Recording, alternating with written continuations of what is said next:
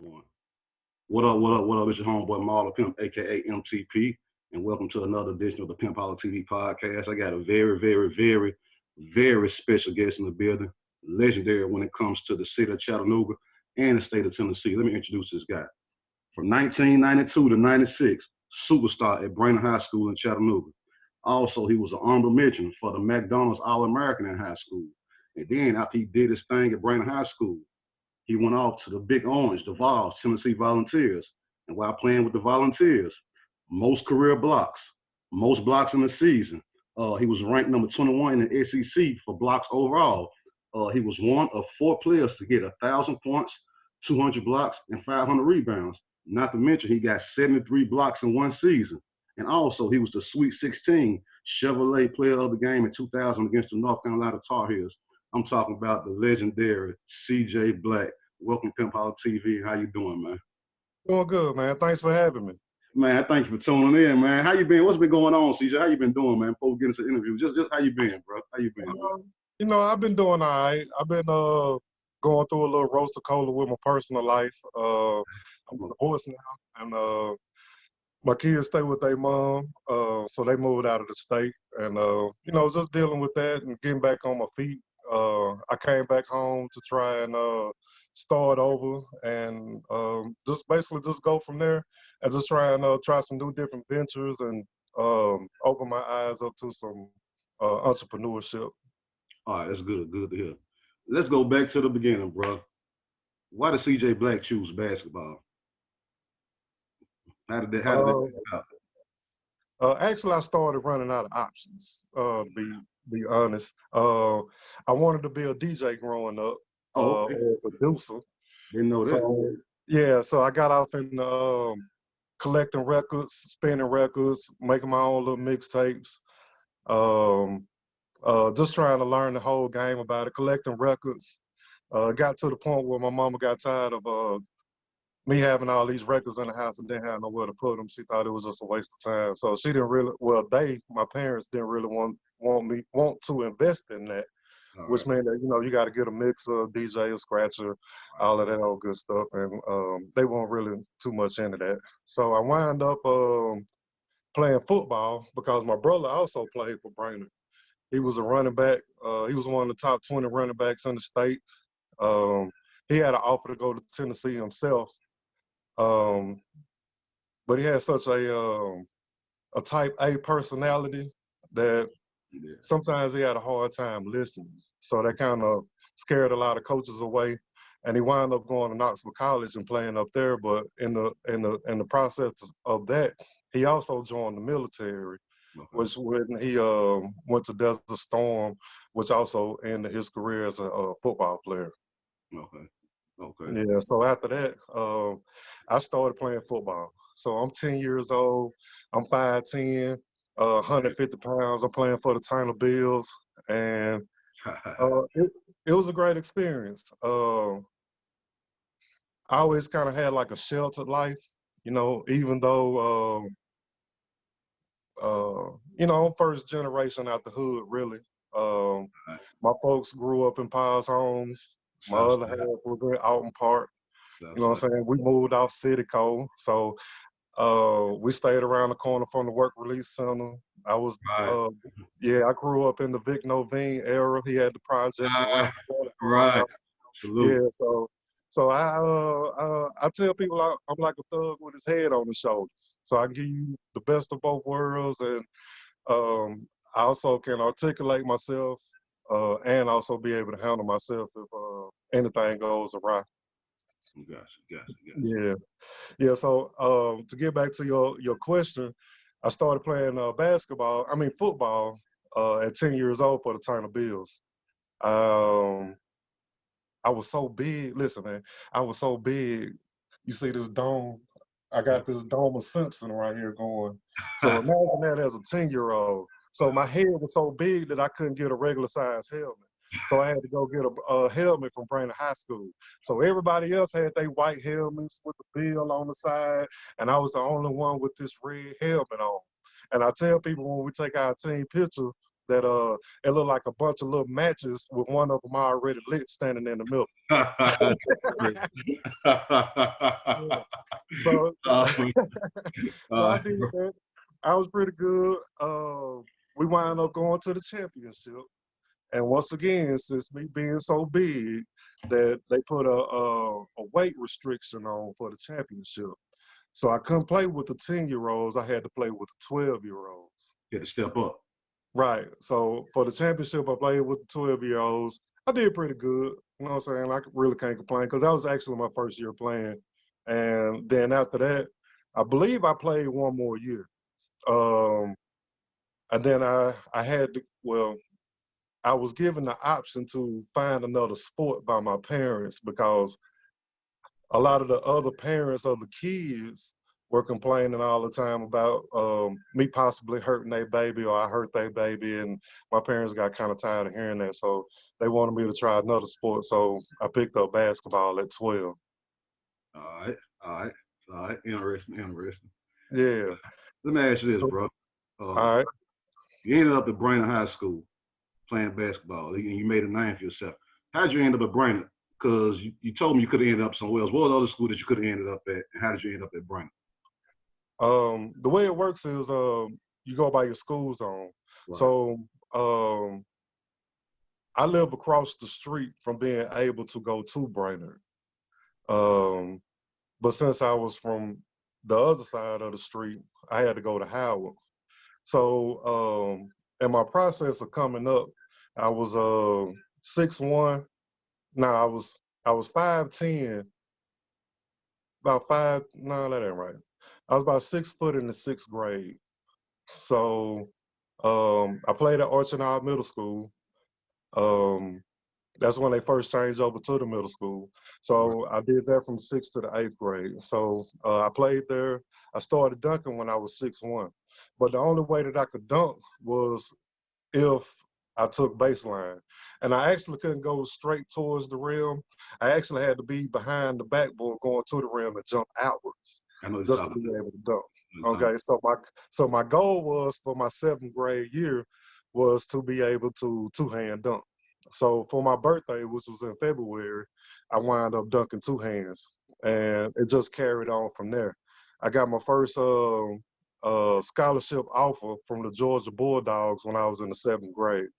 So they sent me a letter, and that also boosts my self-esteem, you know, a little bit, you know, tall guy, kind of athletic, not too really, but was very explosive. So went to the 8th grade, wound up being about 6'4" in the 8th grade, still playing. Yeah, it's crazy. Still playing, still My dad going is 6'4" hard. now, bro. My dad is 6'4". You 6'4" Right. in the 8th grade? Yeah, 6'4" in the 8th grade. Yeah, no shit. Oh, not my bad. But yeah, 6'4" you in good. the 8th grade. You good. Right.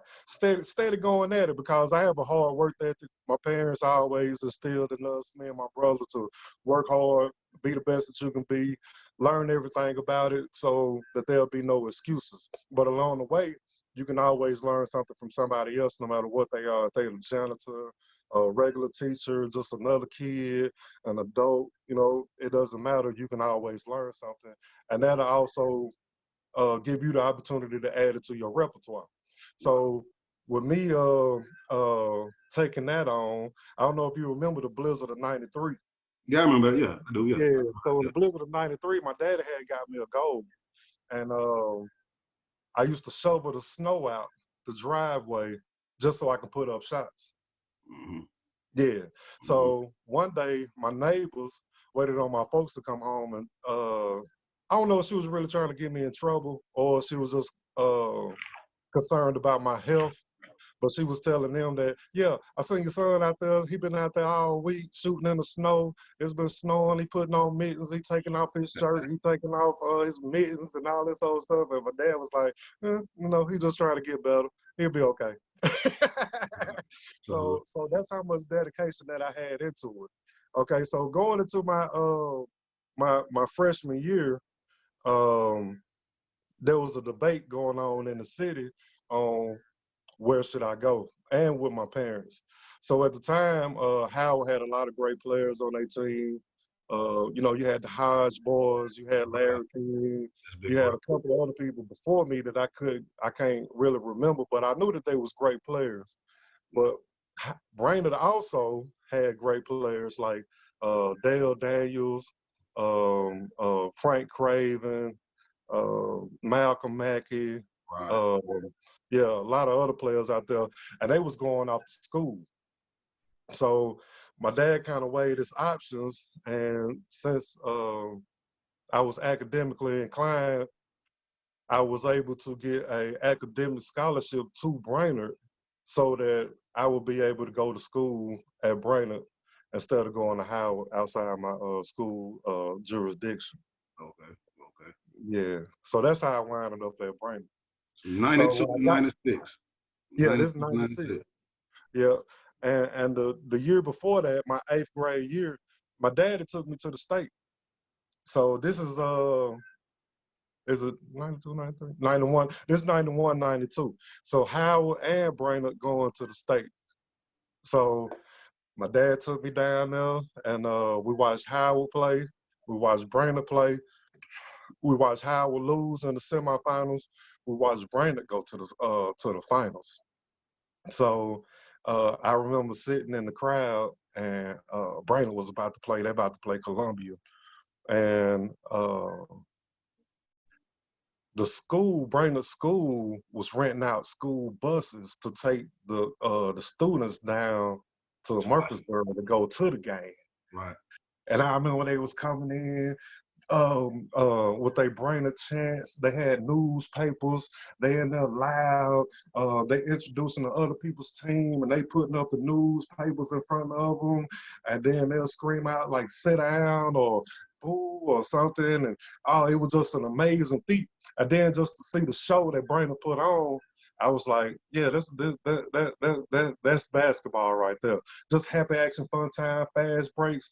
I think Brainerd went on like a 30-0 run at one point. Oh, it was just a complete show.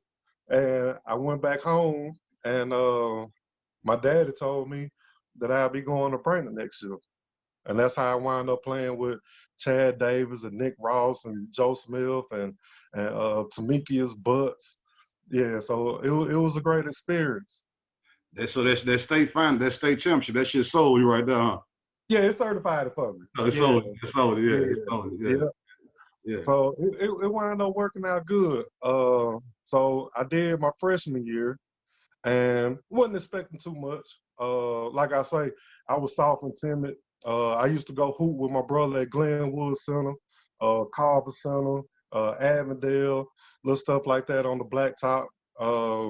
But I ain't never have any. I didn't understand the physicality of the game at the time. So one day, Coach High sent Nick Ross on me. So I was scared of Nick Ross. Okay, I was scared of Nick Ross because my freshman year,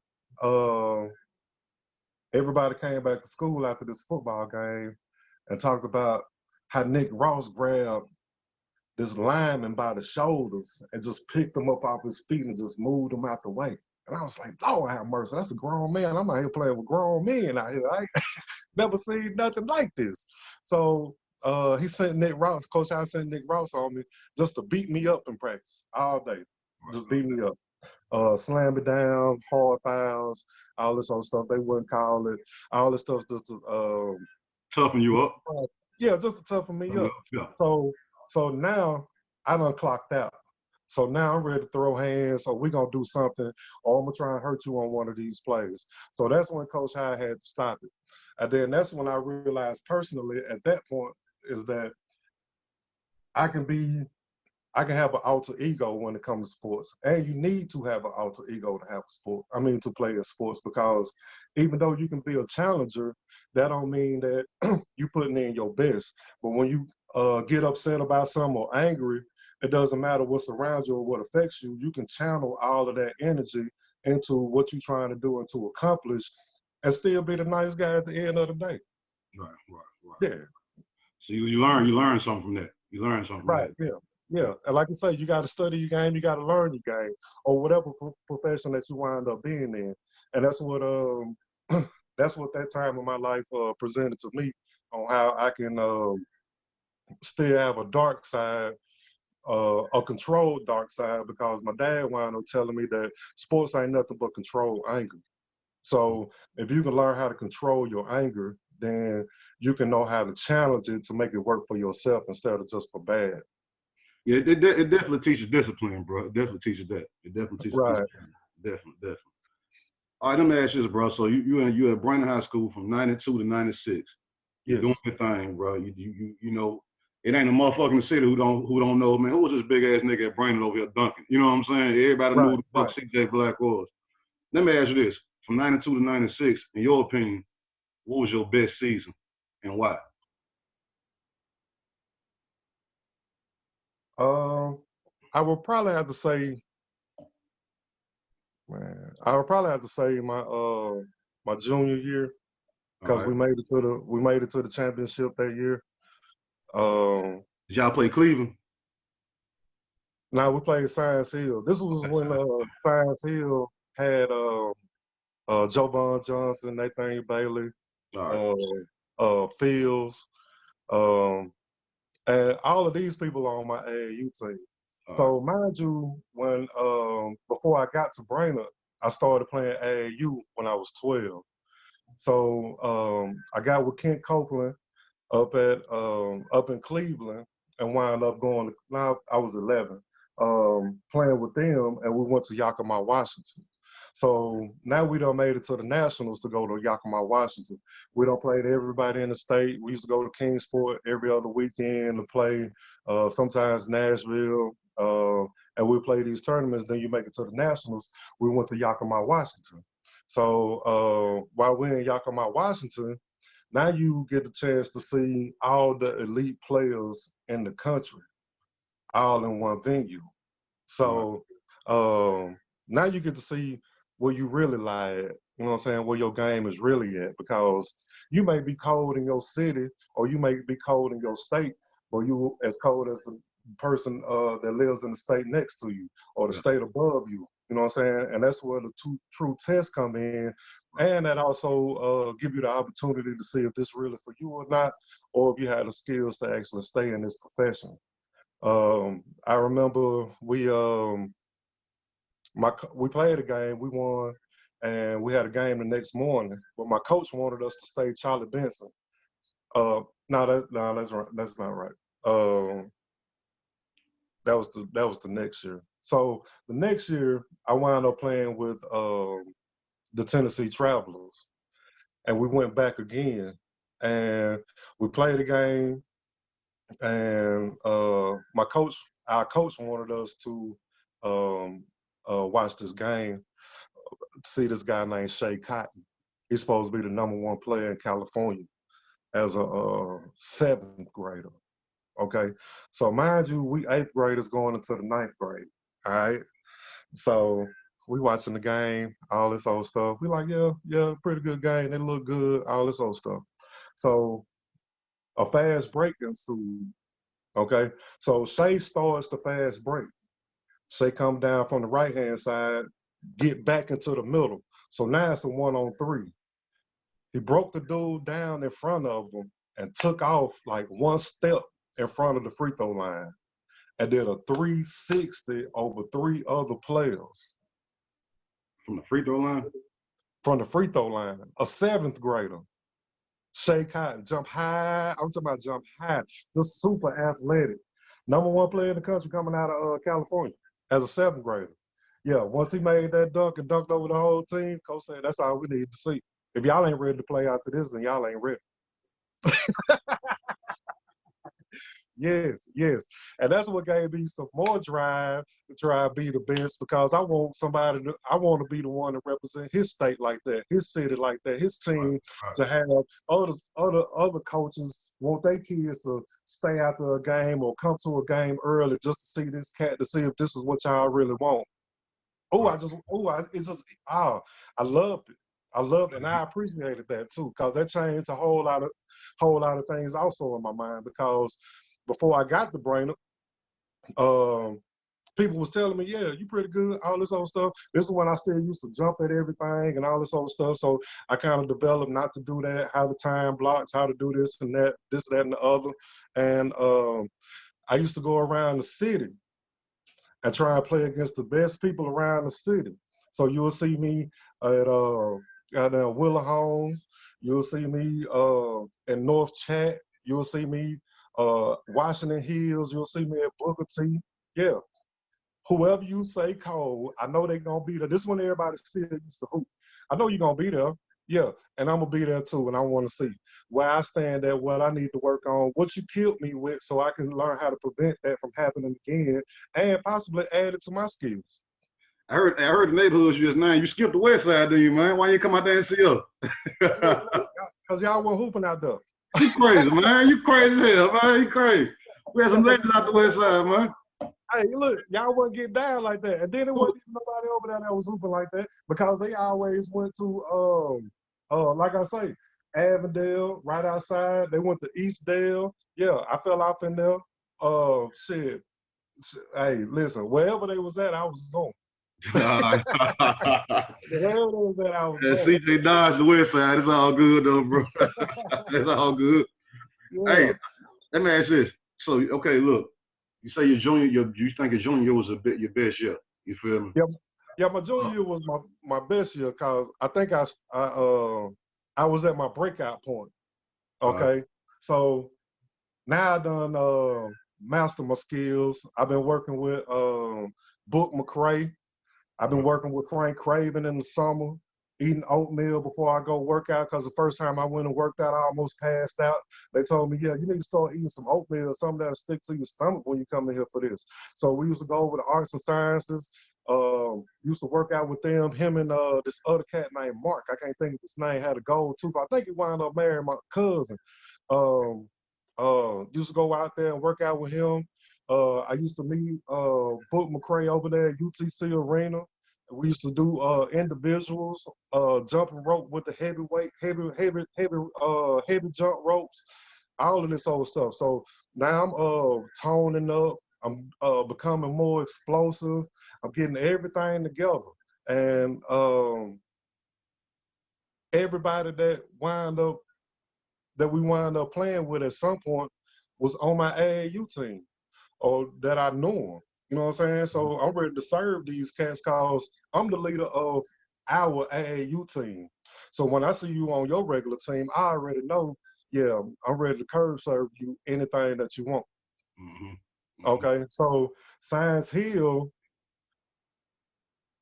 had that notorious press that made it look like it was like 6-7 players out there. So everybody turning the ball over. They killing people by 10, 20 points every game. You know, they number one in the state. They ranked in the nation. All this old good stuff. So we get a chance to meet them in the state championship. So I just met my my future point guard the first round, Brandon Wharton. I can't remember what school he played for. Served him up. I don't know. You know what I'm saying? Buckle. Yeah, we in here. So we graduated on up. I gave the next team like 26 or something.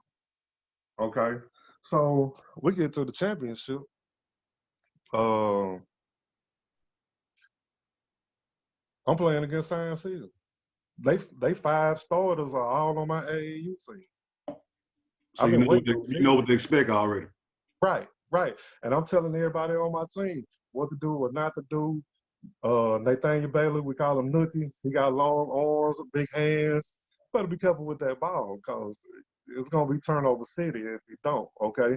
You got Jovan Johnson, undersized big man, 6'4", 6'3". Well, boom, I seen him boom on some 6'10s before, okay? So he ain't nothing to play with, all right? Brad Fields, that was his first name, Brad Fields. He got a nice little wet jumper. He just a silky player, kind of like Rip Hamilton. But, yeah. So we get out there, and I'm expecting to go to town. I just had 26 the game before. You know what I'm saying? See, feed your boy. I'm hungry. I'm hungry. I know it's about to go down. I got to see these boys next month when AAU start back up. Come on with this. So, long story short, I wound up touching the ball 4 times. shooting the ball twice, and wound up with 4 points for the championship. It shut you down, huh? It shut you down. Nah. Coach High shut me down.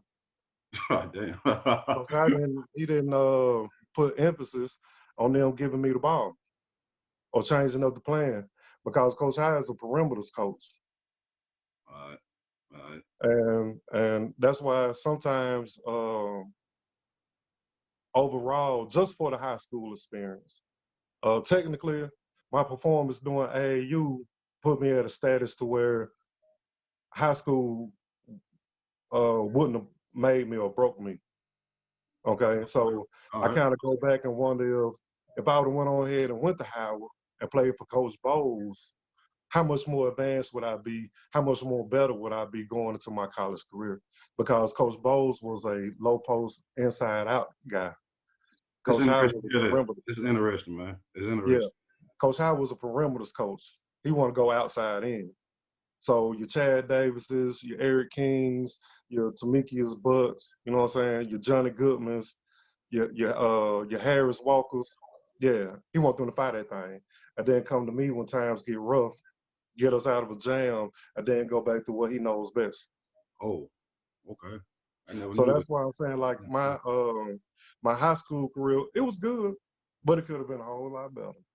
On the outside looking in, it's good to us because we don't know all this inside shit that you're saying now. So on the outside looking in, all we see is the highlights and the team chemistry and the news clips and all this. That's what we see on the outside. So this is inside that you're giving out right here. You feel me?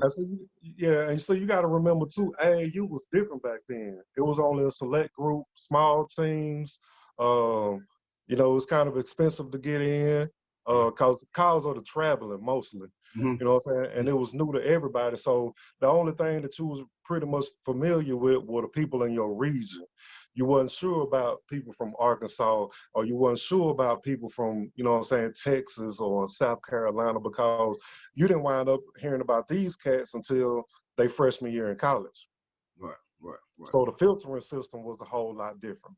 So my frustration coming back to high school was I got to play softer because I can't bang up against these cats. Because if I go into my, you know what I'm saying, my little shimmy and throw this butt on you, then they're going to hit me with a charge. Or if I reach up over your head to get a rebound, even though I ain't touched you and ain't nowhere close to you, they still going to call me for over the back. Over the back, yeah. So it was hard to make that transition from AAU to high school because I had to lower my skills just to fit in.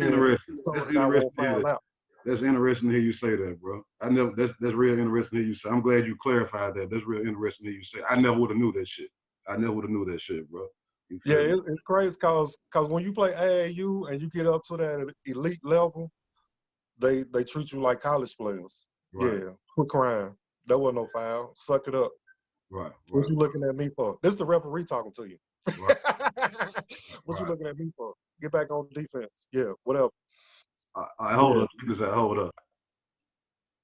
All right, man, let me ask you this, bro. Let's go. We got to go back to some history right here. Okay. This was history in Chattanooga right here. I'll never forget this shit, bro. February 29th, 1996. Yeah. Ridge High School. You feel me? Well, I think was it the regional finals or something like that? Right. The regional finals go to the sub-state. Okay, so check this out. We looking at this, right? If I remember this in my head, right? CJ Black is up under the rim. He go up for a thump, like you kind of got hung a little bit or something. Yeah. Come back down, go back up, and you break the motherfucking rim, bro. Yeah. Man, the type shit in high school. You broke the rim. The whole crowd went crazy, bro. Man, talk about that, man. Just talk about that, man. That was my first time ever seeing somebody do some shit like that in high school. Talk about that. Okay, so once again, we got a sellout crowd. Okay, standing room only. Like I told you before, when we went to the state, the 5 starters on that team is on my AAU team. Okay, 4 of the starters on Cleveland team is on my AAU team. So you got Dale Baker, Vincent Yarbrough, Cortez Westfield at the point, and JP Westfield at the 2. I assume so. Yeah, because he was small. He might have came out the bench, but I ain't sure. Don't matter. So They good. You know what I'm saying? Obviously, we all on the same AAU team. I'm the only one on my team that's from my AAU team. I think Harris might have came on at that time too. Yeah, because I recruited Harris to get on our team because he was special. Sure, Uh, sure yeah, was. because Nathaniel Bailey decided to take a different route in his life, and we needed a replacement. And Harris was so fast that the ball couldn't keep up with him. He was a beast, bro. He was a beast. Yeah. He was a And beast. his explosiveness was so superior. You know what I'm saying? His brother Ant-Man, his older brother Sid. Sid too, yeah. Beast mode. Yeah. So he come from a long line of leaders, okay? But I knew he'll be perfect for us. Okay. So to get back to the game,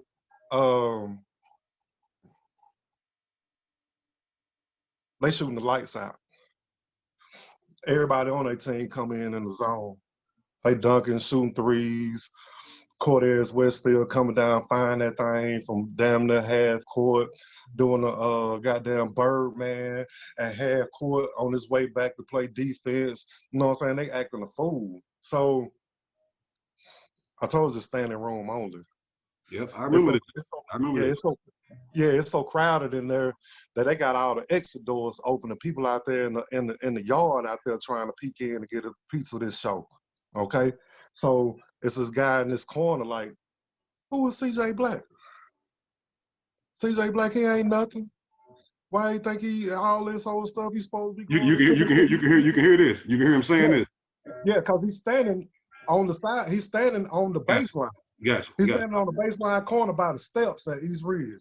He's standing on the floor. Okay. He got his boys with him. So every time I come down the court, I gotta hit this. Every time we shooting free throws on this end, I gotta hit this. So I'm like, oh Lord. So once again, I'm not getting the rock. Okay. I'm not getting the rock. So I think I got the ball one time and missed.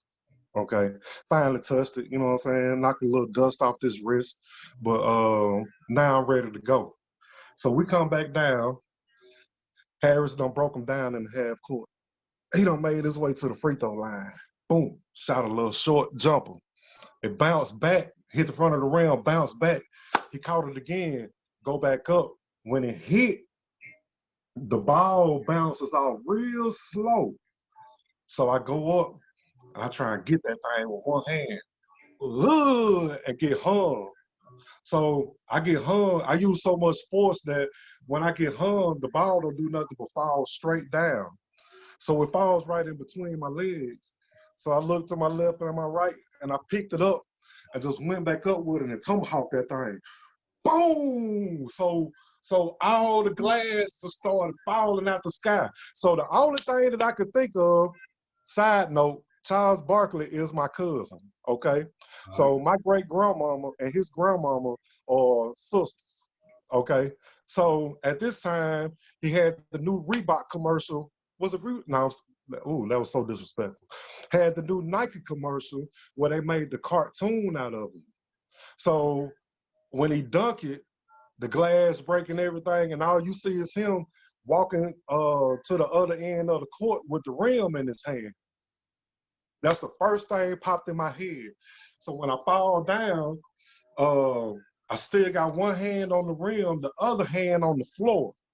So I'm just trying to rip the rest of the rim off because I'm about to walk off and just slang this bitch at half court and just walk out the gym. All right. So boom. So I pull it and it get hung up there. So it wasn't nothing I could do about it. It was just sitting up there dangling.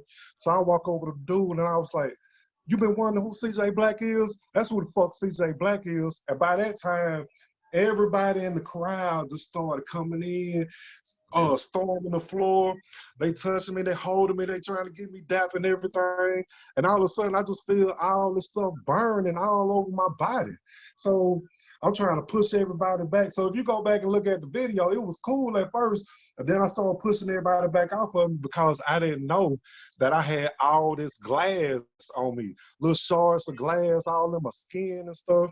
So My daddy done ran out the stands, done made a little path, and we make it to the locker room. And I ain't never used the locker room shower, just a side note. And I had to strip down butt naked in front of my dad and take a cold shower. So I stripped down to take a cold shower because he said I had to close my pores back up to try and get some of this glass to come out. All right. So so on my brother end, he's in Knoxville. I told you he was playing football up there, doing military, going back and forth, and did some of that Desert Storm. He's supposed to be making his way down. My brother sliding through in a 6'4", Burgundy 6'4". He got him and his partners in the car.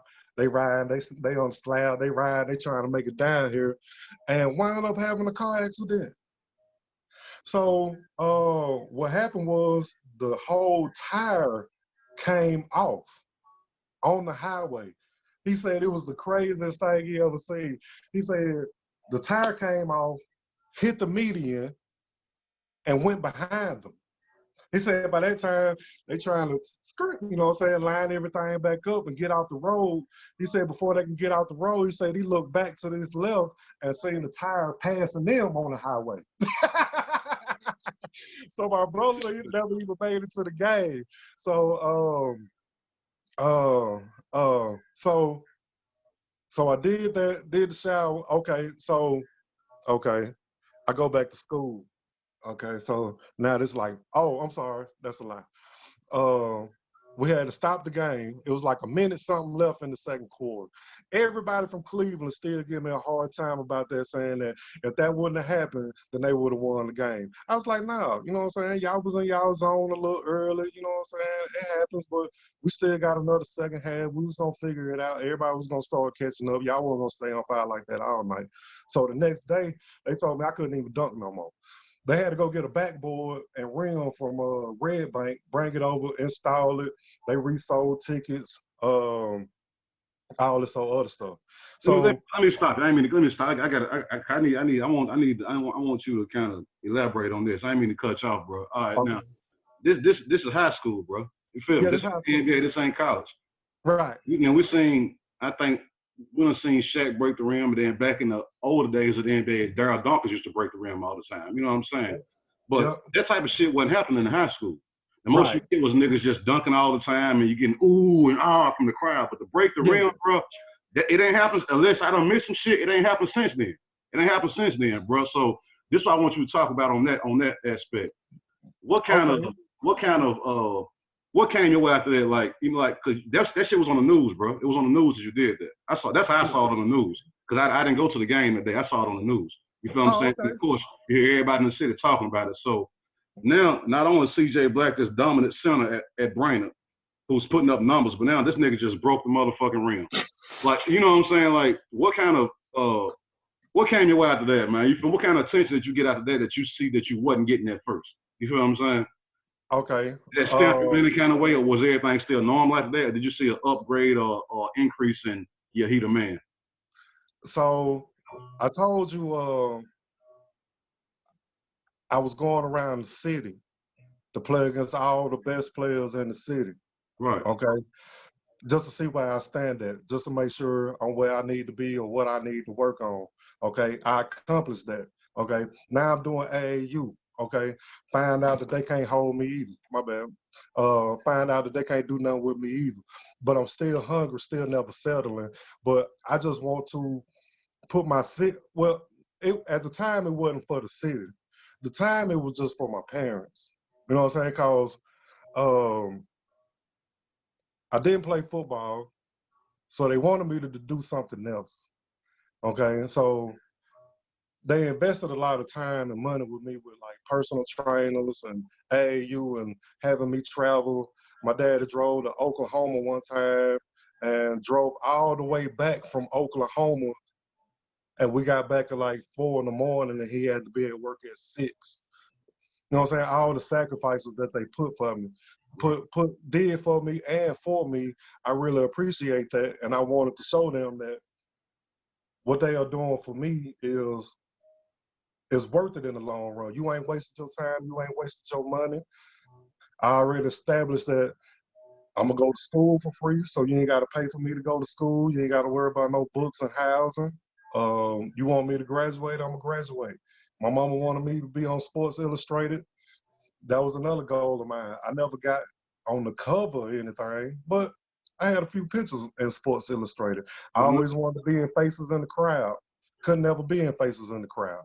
But I did what I could for the amount of time that I had. But as far as after breaking the backboard, that just solidified me as a living legend for Chattanooga. Damn right, bro. I definitely agree with that, bro. I definitely agree with that, man. And like I said, unless I don't miss some shit, that ain't happened since then, bro. Niggas ain't breaking the rim, dog. They take a amount of power to do some shit like that, bro. Yeah, at least not in Tennessee, as far as I know. I think one person may have done it like afterwards, but it wasn't as dramatic as mine was. You know what I'm saying? Mine was more theatrical than anything, more of a movie scene than anything. It was just, I just can't describe it, man. It was unbelievable. The good part about it, bro, it was a sold out crowd. Every motherfucking body saw that shit, dog. Everybody saw that shit. I watched how motherfuckers just cleared the stand. Like, look, when you broke the rim, it's like motherfuckers knew the game was over. Man, just clear the stands. Yeah, just clear the stands. Motherfuckers knew the game was over, bro. You know what I'm saying? The Bryant people's in that bitch going crazy, dog. I remember yesterday. I saw it, dog. I saw it. It was crazy deep. It was crazy deep. Pandemonium. That's the only way you can describe it. And one of my homeboys, a close friend of mine, like a brother, Jermaine Washington, he played with you, J Dub. You feel me? Yep. That's my dog right there. He got all the Bryant highlights on the DVD. You feel me? He got all the dunks and all the shit he got on DVD. So we don't say to watch that shit a few times. That's one of the things that's on there. You know what I'm saying? Yeah. He got it on DVD, bro. He got it on DVD, dog. Yeah, that's dope. Yeah. Well, yeah, we played the second. I mean, we finished that, went into halftime, wound up beating them by 9. Okay. So, like I say, I go back to school Monday, and everybody talking about it. So we go back and look at the tape. So if you look at the tape, the rim is still dangling at one point. Okay. It was a rod that went through the middle of the backboard that actually held the rim on the outside of the glass. Okay. So that's why it didn't initially fall off, but it eventually slid off. So if you look at the tape, rest in peace to homeboy Tank. Yes. Tank was the first person out there on the floor that walked in the pile of glass. Tank went and got the biggest chunk of glass out of there, and they said that he was out there in the hallway breaking off pieces, selling it to people for $40 a piece. That ain't some awesome ass shit, bro. Hey, you see it? This for real? This for real? Yeah, this is a true story. And people's buying that? Hell yeah. Look, man, this is history. This is history. Everybody got a chance to witness history. It was a championship game against 2 of the top teams in East Tennessee. You got 5 to 6 people that's going off to college on both teams. And you was able to beat her, and I broke it on leap year. It only comes around every 4 years. I celebrate every 4 years. I love that, dog. Man, I bought this chain as a celebration to say, Seth, I love you for breaking the backboard, leap year 96. That was history, CJ. That was it. You did that, my well, nigga. I ain't buy this in 96, but I bought this for my 4-year anniversary. All right. Yeah, it's every 4 years. Value. Still got sentimental value. You heard me. Yeah. So the thing behind the news is didn't nobody want to follow it. So the news didn't show up. The only news station that showed up was Channel 12. Channel 12. So Channel 12 got the exclusive. Well, that's why I saw it, because I saw it on the news. That's how I heard about it. Outside of motherfuckers talking about it, I saw it on the news, bro. They ran it all week. I saw it. That's how I saw it. They ran it all week. And then they wind up, I don't know, either selling a copy or doing whatever, or they might have been at the house with their little VCR and recorded it. Then the other station started putting it on the next week. Okay. So we ran for like 2 weeks straight. That was history, bro. That was history. All right. So this the kicker. All right. This is an inside story too, man. Don't too many people know about it. Check this out. You know, I almost went to jail over that. What for what? What's the charge? The Vandalism? charge was destruction of school property, inciting a riot, and like theft under 500, and like 5 more other charges. No, it's like 3 more other charges. It was total like 6, 7 charges that they For tried to real? put on. For real? Straight up. I go to school Monday, they looking for me. So Coach I done sent them home. Okay. So this is what happened. So the school called, want to know where the rim at. So so Coach I say, we ain't got the rim. They say, nah, man, we know y'all got the rim. You know what I'm saying? It was a great feat that will happen the other day, and you know everybody want to celebrate. But we'll give you the rim. You know what I'm saying? But we just need it back, and then we'll give it back to you. Cause I was like, we ain't got the rim. It was like, well, you know we're gonna have to charge CJ for. And then he threw out all these charges and shit, and cause I was like, it ain't nothing I can do for you. We ain't got the rim. So if you go back and look at the tape in slow motion, after you see Tank walking away with a big old chunk of glass in his hand, the camera pans over to me to the left. And then as it's panning back to the right, you can see just a small little arm reaching out, grabbing the rim. So what happened was, it was a kid brother that went to East Ridge. I'm sorry, kid's little brother that went to East Ridge grabbed the rim. He grabbed the rim, run out in the hallway, give it to his big brother that goes to East Ridge. Boom. He shoot out. Okay. Our commentator that does the commentating at our home games, son worked at Red Food Store right there on Shallowford Road. Mm-hmm. He said one day this kid come in to work with a rim in his hand trying to sell it for $200. And that's how I got the rim back. Ain't that some shit? Yeah. That's an I never knew that. Yeah. So Coach, I got it in it was in a little shadow box glass case, but I think my folks may have it now since Coach I not there anymore. Okay. Let me ask you this next question, bro. During your years at Bryant, who was your, how can I say this? Who was your favorite teammate? Or let me put it, I'm gonna say your favorite teammate, but let me word it like this. Who was the teammate that you had the most or the best chemistry with? On my team, I probably have to say it's in between Harris and Johnny Goodman. Harris Walker and Johnny Goodman. Them are the two names that came in my head. Too. Yeah, because like I say, Harris was special. You know what I'm saying? And you knew he was special and was going to be something. He was. He could jump, play good defense, quick, faster than the ball at the time, but he was always trying to get better. He'll work out on his own. He didn't need any motivation. He didn't need any, kick in the butt to do what he needed to do. And he had a high IQ, and you can respect that. And Johnny, he was one of the first players that I ever seen that could possibly play the 1 to the 5, maybe 1 to the 3, but for high school, 1 to the 5, and I thought that was dope. He was tall as a motherfucker, and he can shoot, and he had handles. Yeah, and he was 6'5". Yeah. You know what I'm saying? 6'5", 6'6", somewhere in there. Probably about 6'5".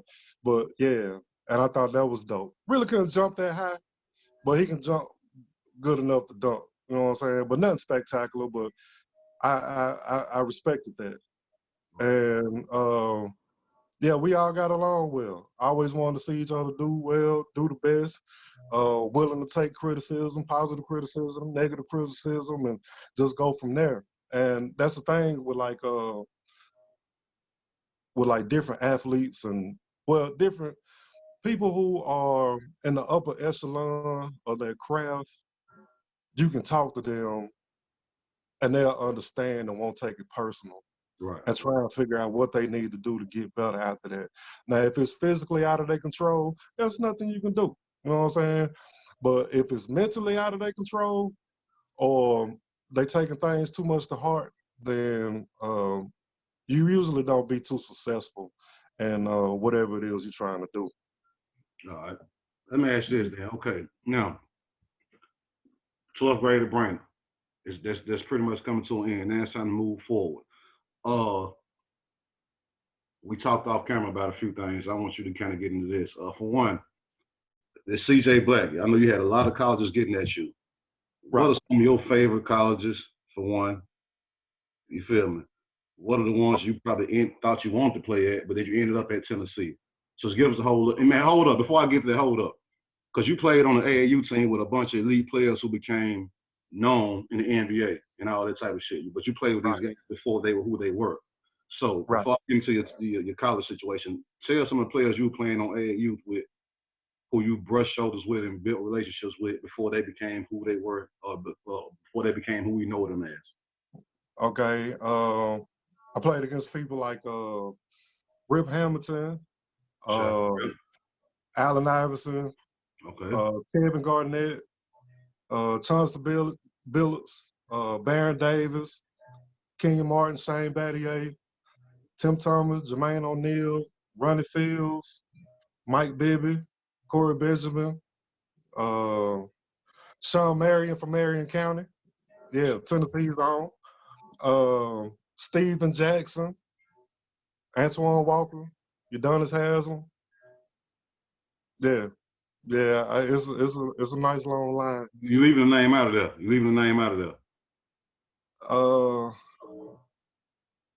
Who else I don't play? Oh, my bad. Oh, that was so disrespectful. The great Kobe Bryant. Thank you. The Black Mamba himself.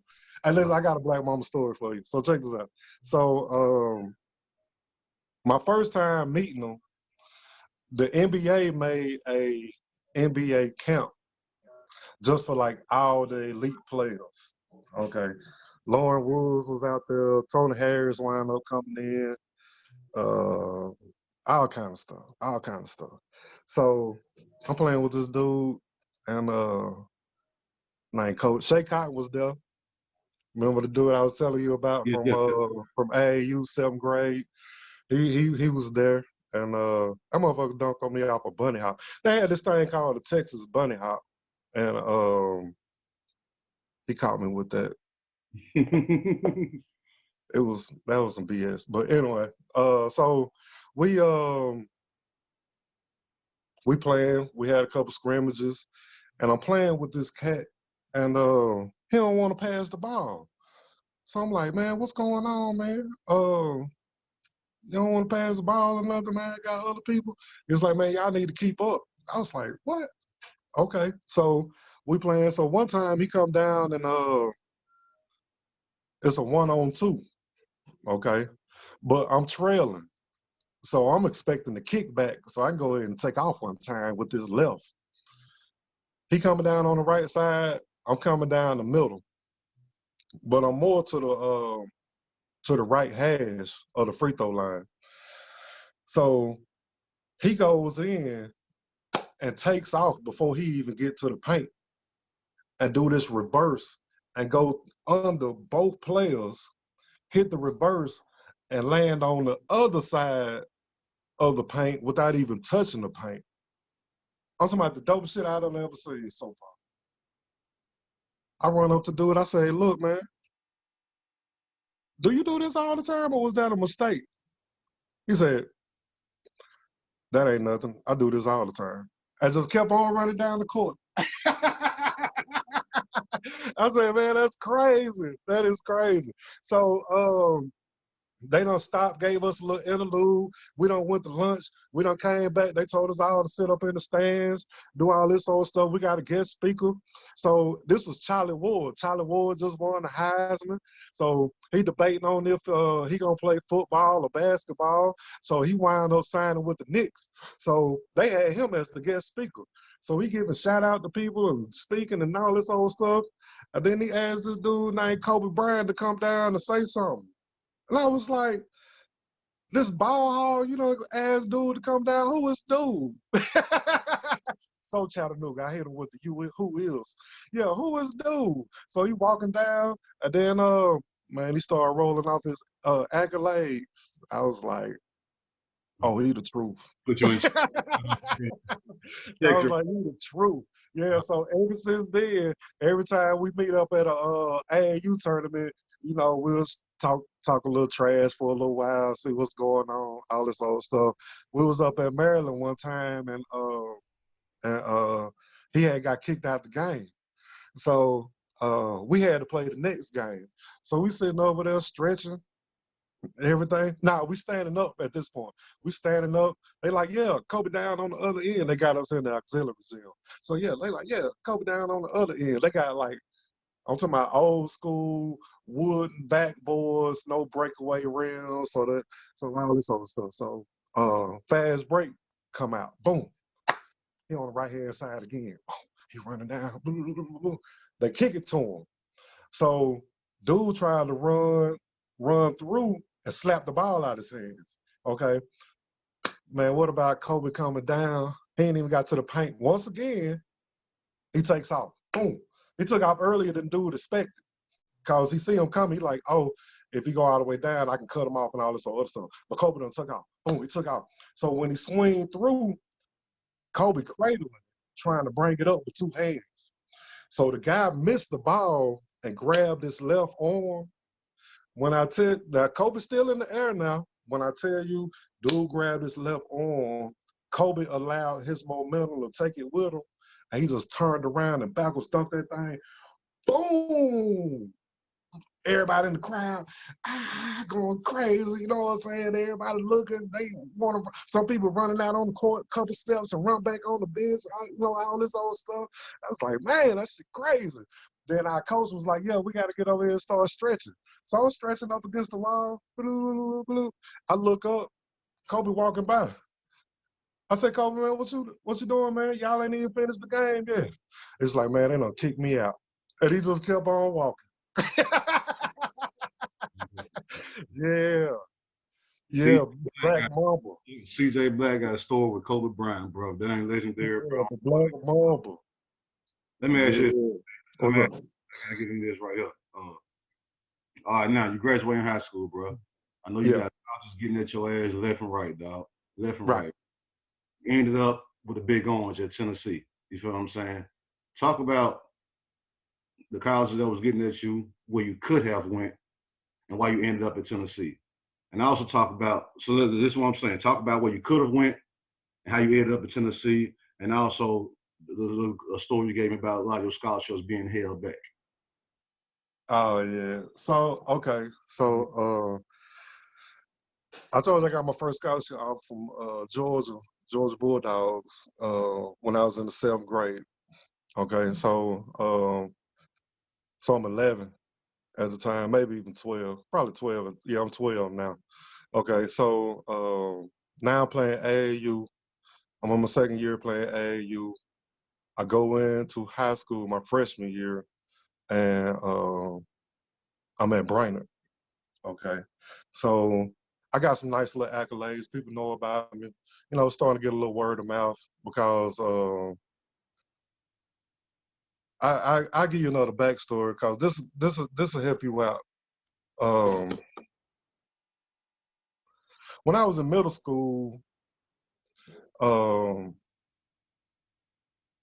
used to put your name in the paper in like small little blocks for like all the middle school stuff and like golf and stuff. You had like a little small block, and it'll say your last name, and then it had like points, and then next person's last name, and then points. Well, my last name is Black, Okay, Black. And to this day, I still, when I tell people my name, I say my name is CJ Black, like the color. Okay, because some people have a hard. I don't speak loud enough. I don't, and I kind of mumble sometimes. So sometimes it may sound like I say block instead of black. Okay, so I just go ahead and say CJ Black, like the color. So we ain't got to go through that.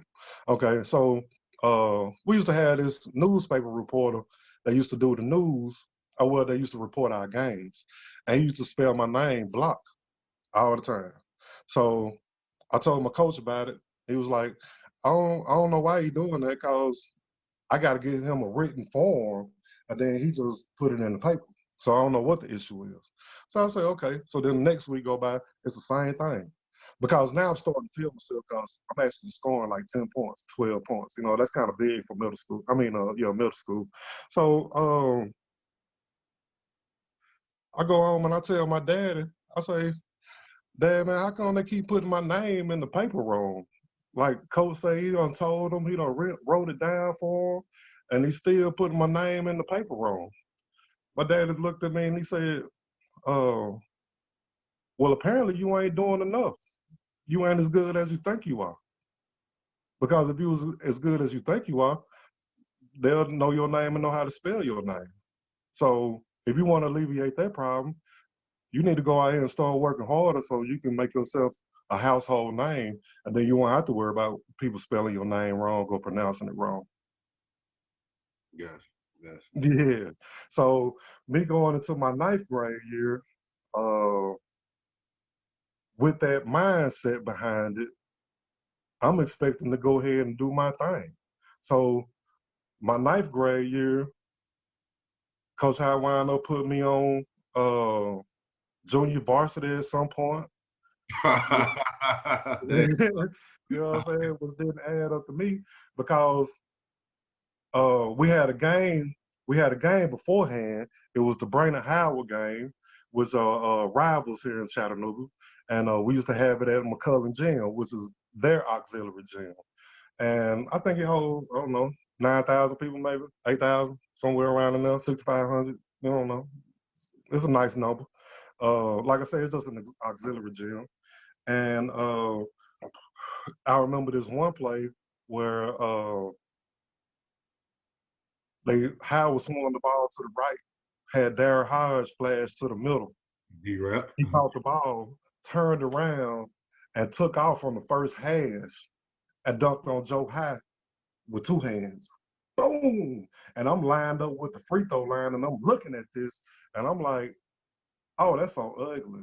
Oh, that's embarrassing. He gonna have to live with that. They gonna kill him when we get to school Monday. That's the first thing that popped in my head. And then I'm like, oh, I want some of this. Cause this is what I do. I've been doing this all summer. You know what I'm saying? I go out here and kill people, dunk on people, there ain't nothing. I come to embarrass people, make people want to change their occupation. I know I'm about to go in. I don't even play. So Kept you on the bench. Yeah, kept me on the bench. So talked to Coach High about it. He said some stuff about I didn't think you was ready for that kind of atmosphere and environment, you know, big crowd, big game. I thought that was too much for you. You know, we're gonna try and, you know, ease you in and stuff. And I think we're gonna probably put you on like junior varsity so that you can get some more run. I said, junior varsity? My first day out there, I couldn't even fit the uniform. So I had to, I think, well, yep, I had to wear some tights, basically, because that's how they feel. They feel like I had on biker shorts. So I'm out there, and I'm embarrassing these little kids, man. And then at one point, he put me on a 9th grade team. And then I killed them little boys so much on the 9th grade team that the other school told me that could never happen again, and they didn't want that I'm banned from playing 9th grade anymore. So they put me back on junior varsity, and then I think my last time playing on the junior varsity game was against Tyner, and that's when I had like 15 dunks in 2 quarters, and the other team ain't scored. And then I can only play like 2 quarters with the varsity team. And then that's when Tyner had Tony Cross and Kevin Jones, Twan. You know, comedian Twan. He a comedian now. Comedian Twan. Yeah, he always been funny. Twan and I want to say yeah, David Woods was still there. I know David. Yeah. So I went out there and served them as much as I could for 2 quarters, but after that it was pretty much over. So I continued with varsity from there, and I'm talking to my AAU coach, and he was asking me, "Are you getting your letters?" And I was like, "Nah, I ain't got no letters." He was like, "Yeah, everybody keep telling me they sending you letters to the school. They want to make sure that you're getting your letters." So I go to school one day, and I said, "Hey, Coach, I've been getting some letters." No, I'm still in the 9th grade. He's like, "Yeah, you've been getting some letters. Here you go." So he'll give me like 3 letters. It'll be like Michigan and Iowa and like Cornell or something. So I'd be like, "All right, that's cool." You know what I'm saying? So then, like another month go by, I'll be like, "I ain't getting no letters." So then he'll hand me a few more. It'll be like Tennessee, Alabama, Georgia, you know what I'm saying, Florida, all this other stuff. So I'm like, all right. So then at the end of the season, he came in with a box. I'm talking about like a moving box just full of letters. And I was like, first off, I don't even drive to school, so how am I even gonna take this big ass box home? And how come you ain't been giving me my letters? He was like, "Yeah, I didn't want your head to blow up and all this other stuff." I was like, "But these just letters." Pause. I go to school. Pause. Huh? Pause. So, all right, you got colleges across the country sending you letters saying we're interested in you, we want to possibly move forward with you, and you saying Coach Hyde was refusing to show you that? Yeah, so he'll give me like 5 at a time or 3 at a time. Paul, I want to elaborate on that. Now, as a coach, if I'm the coach and you're one of my star players, this is me talking. I don't know. This is me on the outside looking in. If I'm a coach, you're one of my star players, and I got colleges getting me left and right about my player, I want you to go there because it's going to make me look good as a coach for me to send you off to one of these A-list schools. What do you think his motive was for purposely not telling you that you got people looking at you? What would be the motive? I don't want to believe he was on some detrimental shit, but what would be the motive for doing some shit like that, though? I don't think you got all these letters coming in. I'm just gonna purposely not tell you about this. Yeah. Why? Yeah. I think because I believe with his track record, like he been there and done that, and he might have seen how it affect other players. So we kind of get caught up in that stigma to where we don't want to work no more, or we done made it, so I don't have to work as hard, or I don't have to listen to you, or I don't have to go to school no more. I want to think he might have felt like I was going to take on that mentality, and that was the reason why he done it. But so you think he had good intentions by doing that? You think he had good intentions by doing that? In your opinion? I believe he did overall. It still just kind of hurt my feelings. Like I say, my uncle is a professional boxer, Jay Bell. So I know what superstardom looked like. You know what I'm saying? My uncle made it to the championship fighting with Don King without even a personal trainer. He just trained himself. So just imagine if he can go all the way to the championship, sit in a room with Don King and fight for the national what was it, fellow lightweight? I'm not really sure what class he was in, but just to be able to do that and be on pay-per-view with Don King, with no personal trainer, you sit here, go to the Y downtown Chattanooga, train yourself, and become the greatest. The king of steam. You can't take that away from him. All these other people got personal trainers and staff and nutritionists and people that do their exercise and Pilates and massages and all of that old stuff. All he got is his wife. All he got is himself. Yeah. You know how much mental toughness it takes to do that? He do his own interviews. He helped me with my interviews. He told me if you didn't understand the word, how to work your way around it, how to manipulate the question to work for you, all of this stuff. So I mean, I don't think he gave me the opportunity to see who I really was. And at the same time, looking back on just my high school career, I honestly don't think he really appreciated me totally for what we could have done for each other successfully as high school compadres. It's deep, bro. You know, cause it's deep. Yeah, I'm listening. I said that's deep to hear you say that, because like I keep telling you, I'm on the outside looking in, and on the outside looking at, I didn't go to Bryant, I went to City. You feel what I'm saying? Yep. So Yep. if we looked at Bryant, like, I guess I gotta give credit where it's due. Bryant had a star-studded team, bro, and y'all did y'all thing. So if you got a star-studded team and you're doing your thing, at some point you got to give credit to the coach. So it make us sit back and say, damn, man, Coach Hyde doing his thing over there at Bryant. Coach Vols doing his thing over there at Howard. Coach Higgins doing his thing over here at City. But Bryant had that. I don't know what, y'all brought the most attention when it came to the basketball game. You feel me? So if all this is on the team, then at some point it gotta be like, damn, this coach must be a motherfucker right here, bro. You know what I'm saying? So here's behind the scenes shit. That's new to me. He got the accolades. Yeah, like I say, he wanted to, if not, I think at one point he was the most winningest coach in the nation. He gotta be, bro. He gotta be. You feel me? Yeah, I think it was against him and this other guy from Georgia.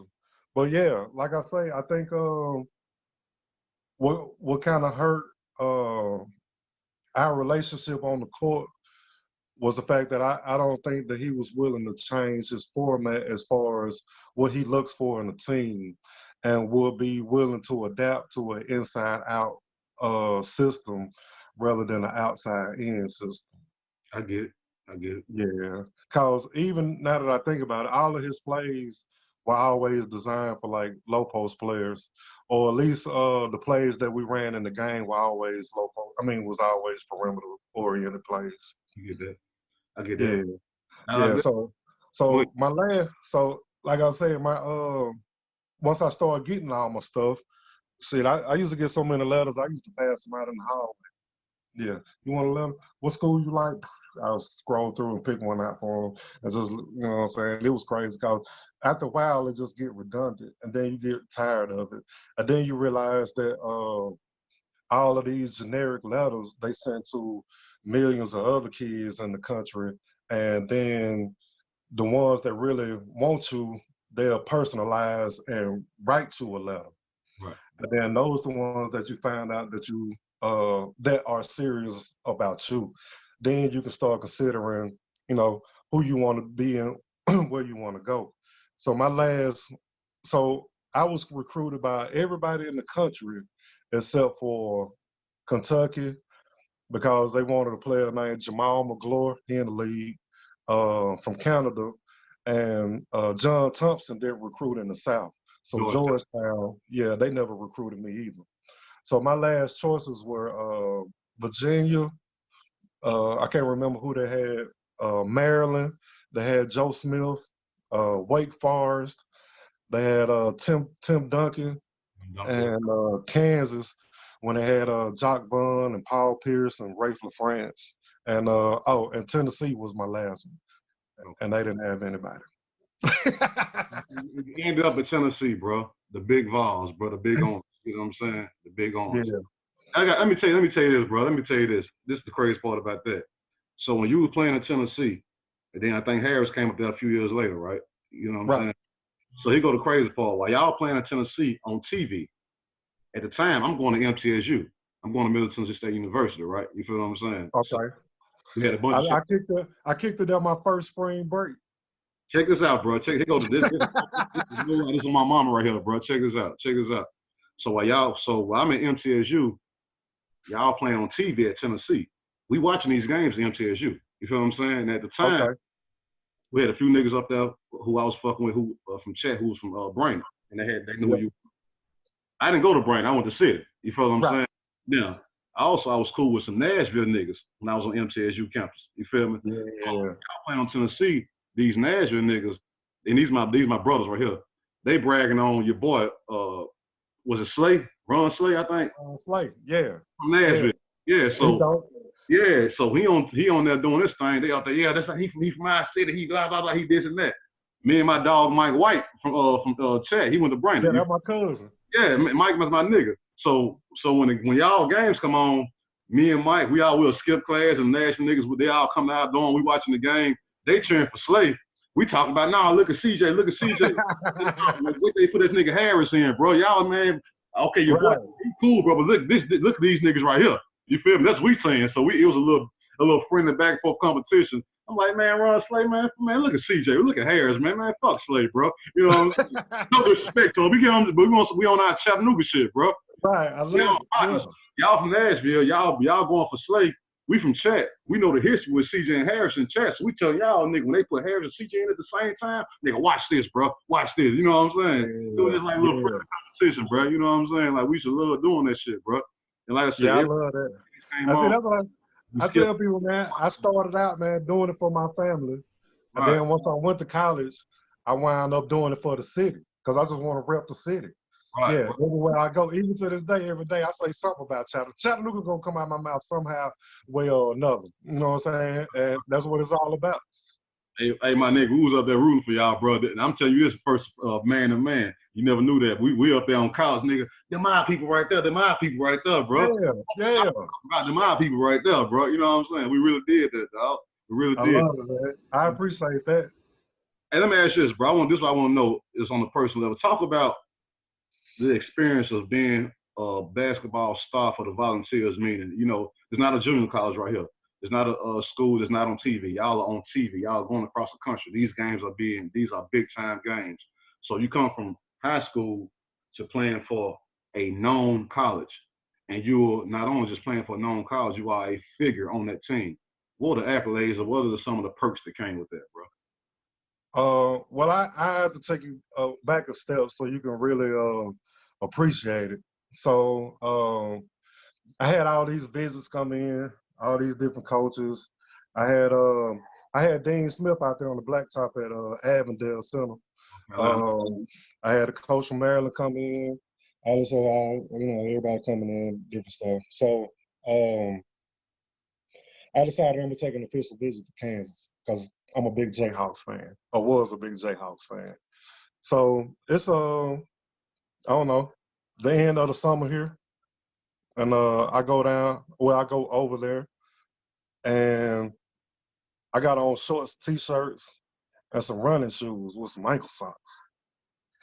I get out the plane, it's snowing outside.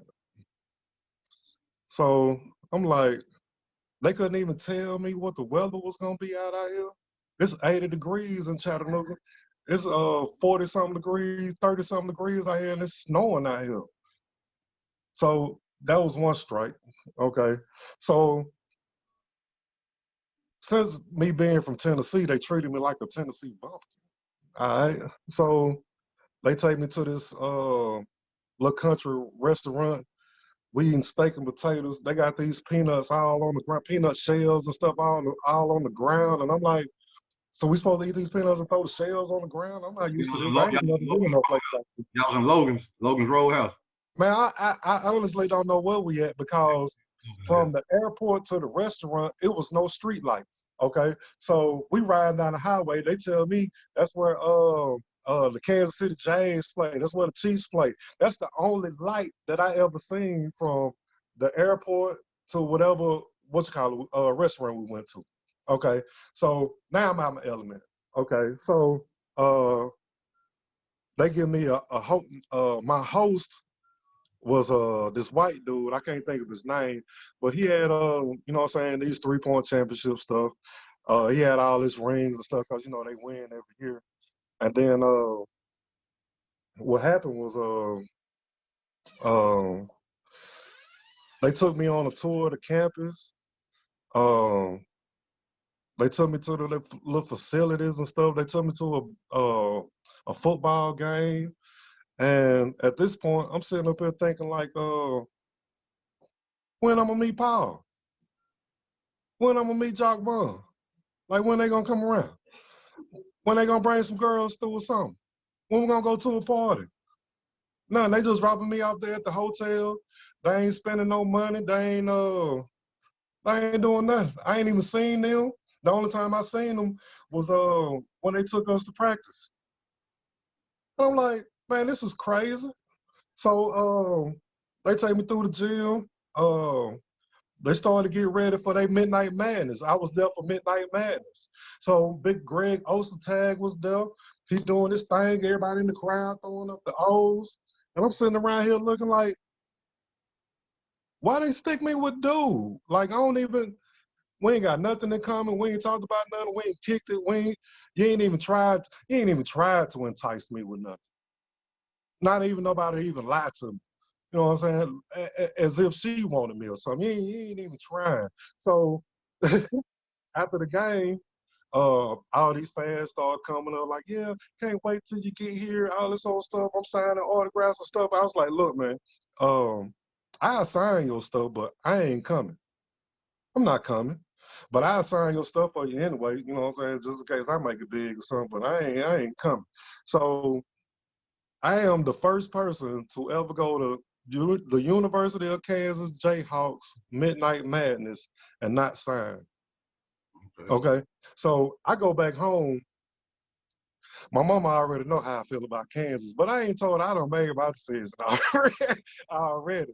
So she sit down and look at me. She said, CJ, you know, I've been all over this country, traveling with you, playing with you, all this old stuff, and I don't want that to stop.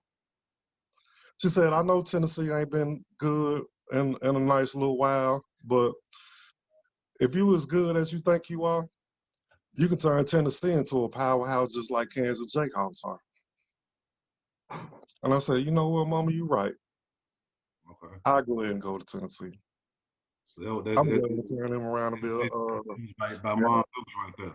Yeah, I was like, yeah, I'm going to go ahead and do this for mom. And like I say, man, I've been doing it for them ever since. You know what I'm saying? What's the use of stopping now?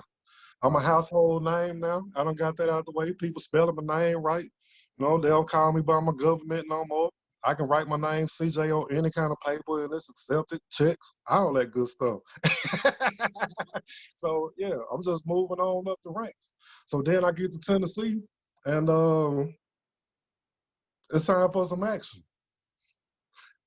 But it all comes at a consequence because I almost quit my freshman year, be honest.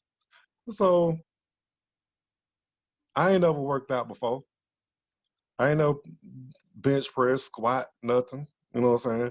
I done did some penitentiary style at the house, did some calf raises, push-ups, little sit-ups or something, thinking that's enough, but that ain't nothing. You know what I'm saying? But, you know, make you feel good, make you feel stronger, you know? But, yeah, you got to do that, like, honestly, like, forever. Not forever, but, you know, you got to put in a lot of time for that because, you know, you got other stuff you can do to help other muscles and different ranges and all that other stuff. That's what you learn later.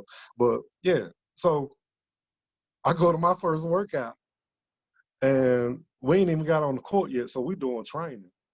So, conditioning. So, I go in there, we lifting weights. They got me bench pressing and curls and all this other stuff, doing stuff with my legs, leg extensions and stuff. So I could barely walk coming out. So I'm thinking, yeah, the day over. Get to go back to the room. I'm ready to sleep this off. They say, nah, we got to do the conditioning part. And I was like, conditioning? Like, I can't even run. So we had to do this thing called ladders. Well, we had an indoor field. It's 100 yards now, I believe, but it used to be 60 yards.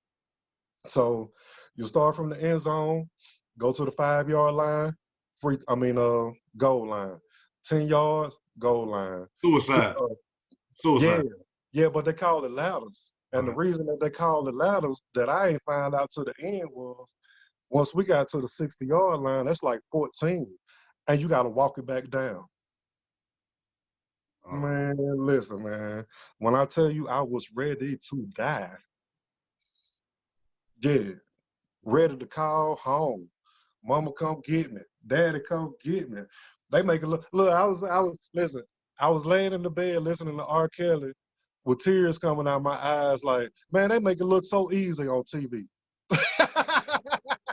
This is the first time I ever had a hump in my life or a decision in my life to where I'll be like, do I still want to keep it? Like I say, different people choose at different points in their life. Well, if it's for personal reasons, what if they love the streets, what if they love chasing girls, but for some reason, you will come to a point in your life where you got to make a decision if you want to keep going or if you're ready to go ahead and give it up and try something else.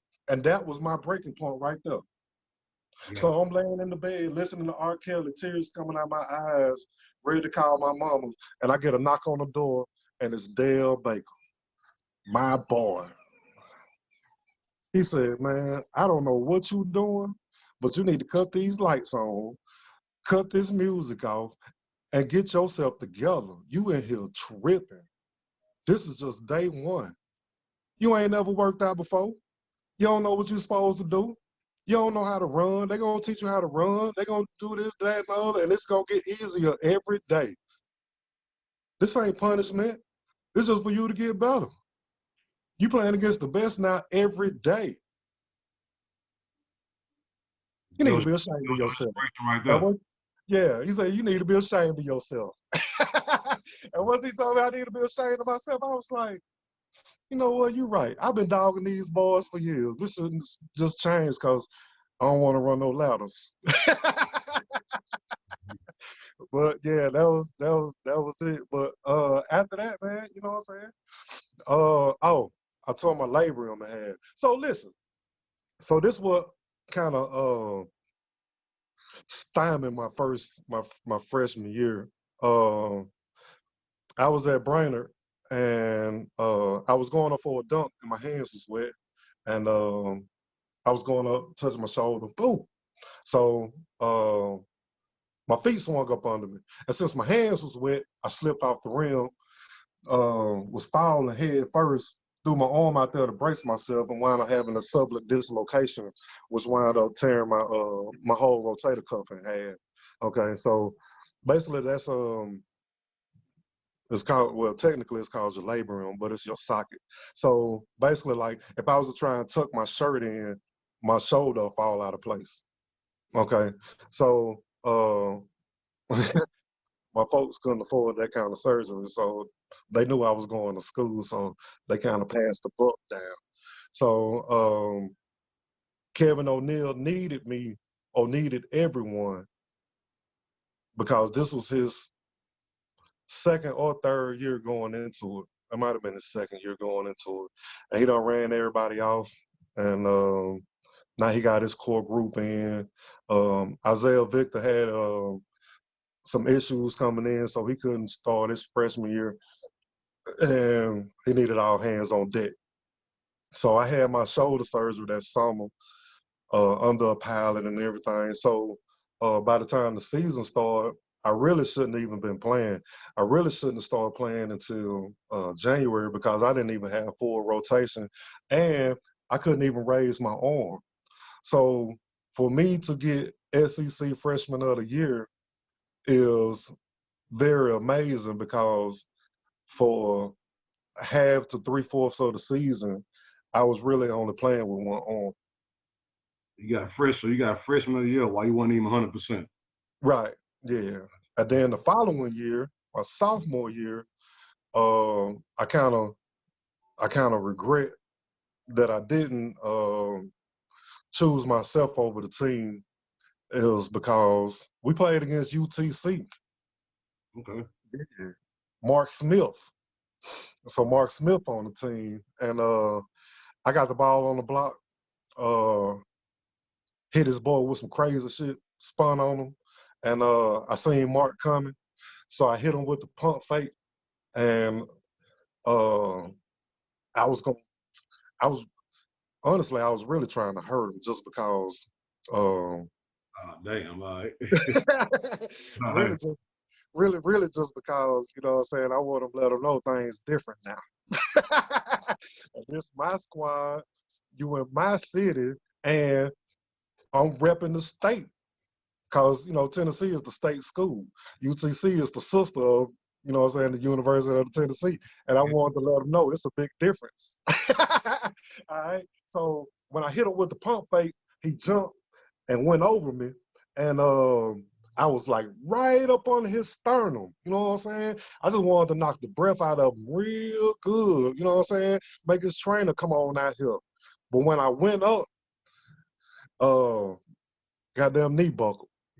And I tore my MCL, partially tore my MCL. So now I'm in a debate on having surgery or trying to let it heal or play through it. And this was right before the SEC play was about to start because it was around in December. And yeah, I just chose to go through rehab and play through it. When I really should have took a year off. All right. That's interesting right there. Let me ask you this, bro. After Tennessee, it's time to move on. We would just automatically assume it was going to be the NBA. What happened and what did you go out to Tennessee? Explain that. It's harder to get into the league than a lot of people think. You know what I'm saying? You have a better chance of hitting the lottery than, you know, joining the NBA. You have to recognize that there are 2 million kids in high school playing, 500,000, is it 300,000? 500,000 people that go to college. And then there's only 54 slots a year to make it in the NBA. So you only have 54 job opportunities to make it to the NBA. So if you're not genetically inclined, somebody owe a favor, relative, or just a complete freak of nature, it's hard to get in that 54 slot. Yeah. And, you know, you're dealing with overseas players now. They making a transition from when I was growing up compared to the players now, to where what I mean by that is when we was growing up, me and you, it's kind of like tallest person, get on the block, don't even worry about dribbling. 2 dribble limit, you know what I'm saying? Kick it out, whatever. That's it. Okay. We got perimeter guys that handle the ball. Okay. When they started bringing in people like Tony Kukoc and Sabonis and people like that, Magic Johnson was really the main issue for that, to where they actually seen. This is why I respect Johnny Goodman. They seen a 6'10" cat that can run the point. Right. So the height requirements for the NBA changed. So when it used to be, you know, 6'8", 6'10", big man, work your way on down, 5'8" point guard, maybe 6 foot point guard, all of that got changed. All of that, they threw that out the window. So now your requirements are 6'5" to 6'8" point guard, 6'5" to 6'7" 2 guard, 6'6" to 6'4" 3 guard. And then they go 6'9" to 6'11" at the 4, and then they want like 6'10" to 7 whatever for your center. Right. So when I turned pro, going to these different camps and stuff, they questioning my handles. I'm like, shit, I ain't never had no handles. Jerry Green never taught me about no handles. People all the way before me never taught me about no handles. I ain't started dribbling with 2 balls until about 2003, 3. Damn. I only had a 2 dribble limit. Yeah. 1 dribble to my left because I'm a boom on you. 2 dribbles to my right because I'm either get to the basket or I'm going to pull up. Yeah, I ain't got no handles for you. Yeah. So they wanted me to go from playing the 5-4 to the 1 or the 2. So I started thinking about playing. Way out of your element. Oh yeah, I'm on the island. Now I can play the 2, but I can't guard the 2. Right, So I'm sitting here looking like, so now I got to guard Kobe. Oh, so now I got to guard Tracy McGrady. You know what I'm saying? Right. Now I got to guard Penny Hardaway. Man, they've been running the point forever. They've been handling the ball, ever since they was kids. And I just started a year ago. Right. Or at this present moment, I just started. Yeah, don't work. Then I found out how slow I actually am. Okay, so check this story out. So I play in the NBDL, and what is that? People don't know. What is? My bad. NBDL stands for NBA Developmental Team. Okay, this is when it first started. I did their touring team when they went to South America. Tiny Archibald, a Hall of Famer, that's all you got to say. Hall of Fame point guard was my head coach. And I did their regular season the following year, which is, the NBDL regular season. But now they have a Gatorade deal, okay? So when I was there, we used to have to bus from like South Carolina to Mobile, and then we'll bus from Mobile and play the next game up in Asheville, North Carolina. You know what I'm saying? Stuff like that. But now they got a Gatorade deal, so they changed it to the G League. Okay. So how it works is all your potential players and all your free agents or people that already been in the league, that's where they send them to kind of keep them in shape, see how they doing, and bring them on up. Okay, so I quickly figured out the game on, you just using me to make your player better so you can call him up, but I never get a call up, so I ain't entertaining that. And they was also trying to prevent people from going overseas and getting real money by saying that, you'll never get seen over there and all this old stuff. You need to stay at home, play in the ISBL or the NBDL and all this old stuff. You can get seen and it'll be a lot easier. But at the same time, you get paid for this league? Huh? You getting paid to play in this league? Oh yeah, you getting paid. Yeah, it was like 28 racks for 4 months. Yeah, it wasn't shit. It wasn't no money. But yeah, cause if you get a call up, I think you get I think it was 10,000.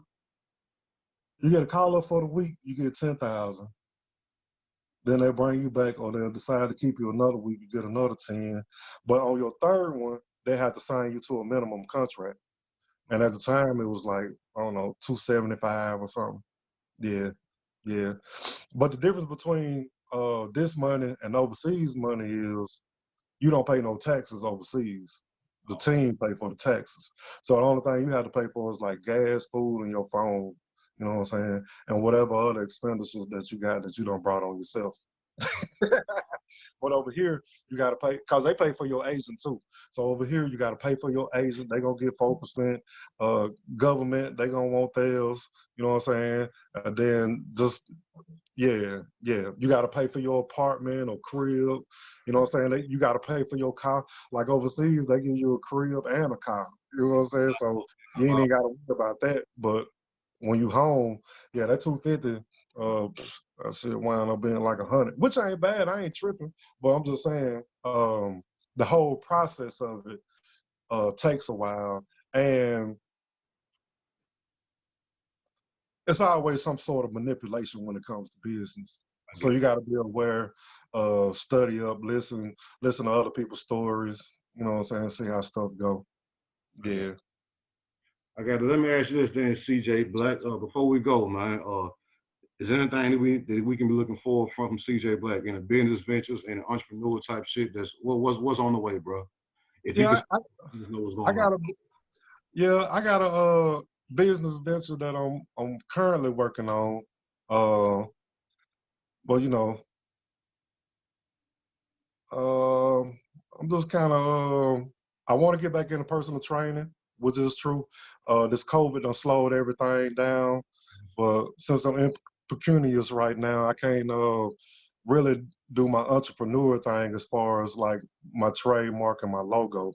So I'm still working on that. So I'm trying to develop this brand, and it should be up next year.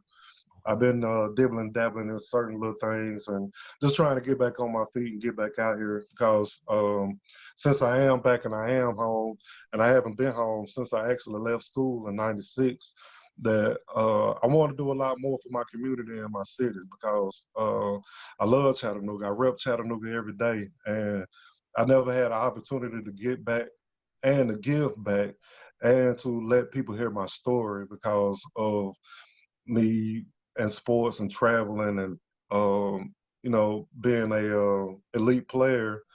I just want to be able to inform people on things and just try to help out as I can and just you know, become a staple in the community again.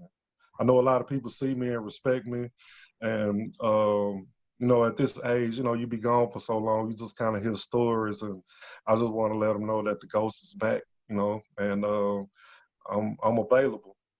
Man, listen, well, I appreciate you for tuning in to Pimpoholic TV and giving Maul the Pimp the first exclusive. I appreciate that, bro. It's all respect, man, for sure, man. I really appreciate that, dog. You know what I'm saying? Yeah, I appreciate you having me, man. You the first person that ever reached out to me. Man, You know, I'm a businessman, bro. I'm a businessman. I'm on it. I'm on it. I'm a step ahead. yeah, Oh, yeah. and I like what you're doing too, man. I've been following you a long time too. Thank Yeah, you. like I say, I started out wanting to be a producer and you know, some form of music. I didn't even know So, that shit, bro. Yeah. I didn't even right. So I like the chat song. You know, I'm a big Benny the Shark fan. You know what I'm saying? I like Peanut, Trey 80, all of them. You know what I'm saying? I got my cousin, Alan Bell. He just started him up a record label. It I hurt. think It it's hurt. some, It hurt. yeah, Money Games, Entertainment. Yeah, he got his artist Rolling RZA. Yeah, I've been checking him out. Uh, I got a homeboy. Listen, man, I got a homeboy in Knoxville, son named Keon, Kijon. That boy nice. Yeah, he gonna be nice. Yeah, he real nice. He produced. How old is? Yeah, he produced, make his own beats, rap, sing. How old Yeah, is? How old is? he 20. He'll be 21 in February, I think, the end of February. All right. Yeah, young dude. All right, for sure, for sure. Well, give everybody your information, so your Instagram, Facebook, social, YouTube, if you got that, so they can follow you, man. You feel me? Yeah, that's the part that I have to do better in. The only thing I do have is my Facebook, and you can just hit me at CJ Black or just look it up. My email is cjblack423@gmail. All right. Well, again, man, thank you, man. The legendary CJ Black, man. Thank you for tuning in to Pimpoholic TV, bro. Again, much respect, man. Much love, man. Just good luck with everything you're doing, big dog, for sure. Yeah, appreciate it, man. Thanks for having me, man. And keep up the good work. I appreciate you. No problem, bro.